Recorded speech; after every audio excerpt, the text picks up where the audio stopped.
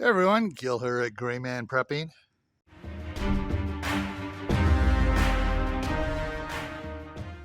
And Camp Patton Family Compound. All right, we're hauling in and leveling out the bark. So I'll get this here a good view. All right, so I'm going to put it on high speed now and we'll get at it.